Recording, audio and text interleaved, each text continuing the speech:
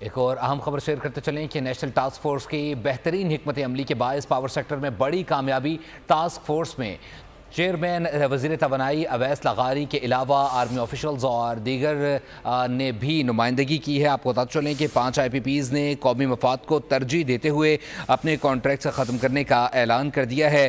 ان 5 آئی P Ps میں ہپکو، ایلٹس، لال پیر، روش اور سبا شامل ہیں۔ آئی پی پیز نے ٹاسک فورس سے مذاکرات کیے اور باہمی رضامندی سے یہ فیصلہ کیا۔ ان 5 کانٹریکٹس کے خاتمے سے حکومت پاکستان کو 411 ارب روپے بچت ہوگی۔ ان اقدامات سے سرکولر ڈیٹ میں بھی 86 ارب روپے کی کمی آئے گی۔ وزیراعظم نے ٹاسک فورس اور افواج پاکستان کی معاونت پر آرمی چیف کا شکریہ ادا کیا اور خراج تحسین پیش کیا۔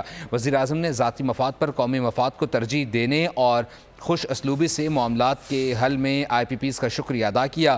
وزیراعظم نے مزید کہا کہ ان اقدامات سے پاور کے شعبے میں اصلاحات اور عوام کی زندگی میں بہتری آئے گی۔